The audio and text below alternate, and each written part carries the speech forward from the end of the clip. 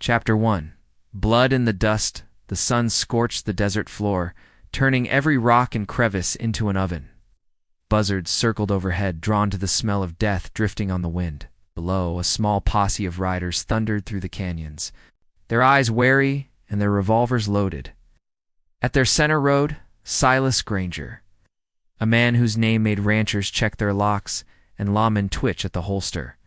Silas had earned his infamy not through sheer violence, but through unrelenting precision. Every job he planned was clean, fast, and deadly. His crew, Clive, the sharpshooter with a dead sister and a quiet grudge. Dora Red Calhoun, a knife-wielding spitfire born in a brothel. And young Jesse Pike, barely 17 and already with 3 kills to his name, followed him with the loyalty of wolves to their alpha. Their latest score had gone sour. A bank in San Jacinto had held less gold than expected, and Sheriff Ames had returned sooner than planned. 2 of their gang were left behind, hanging from a tree by dawn. Silas didn't cry over losses. He gritted his teeth and planned the next hit. Red spat into the dust. "We're dying for scraps, Silas. Maybe it's time we hit a train." Silas didn't respond immediately. His gaze was fixed on the horizon, where the Santa Fe Railroad stretched like a steel serpent across the land. Trains meant more risk, more heat from the Pinkertons, but also more reward. He turned in the saddle. "We hit that train. It's all or nothing." The gang nodded. Blood was the only ink they wrote their names in now. Chapter 2. No saints, no saviors. They struck just past dusk. The desert train screamed through a narrow gulch, steam belching from its iron lungs. Silas and his gang dropped from a ridge onto the last car, cutting couplings and securing the rear before moving forward with brutal efficiency.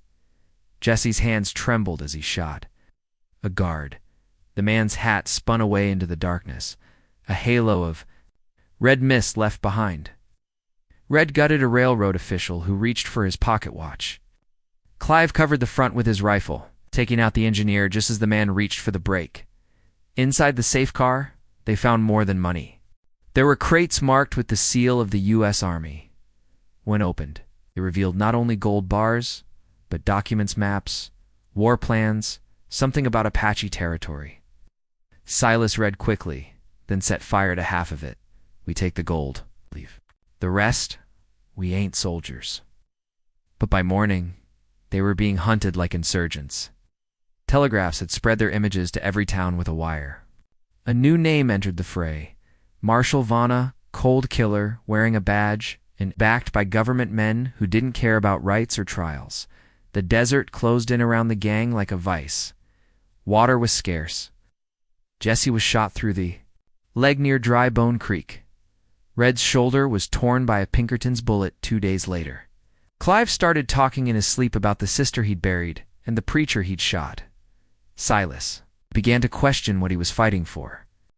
But there was no turning back. Chapter 3. Vultures feast. First, Silas and what remained of the gang found shelter in an abandoned mission near the Mexican border.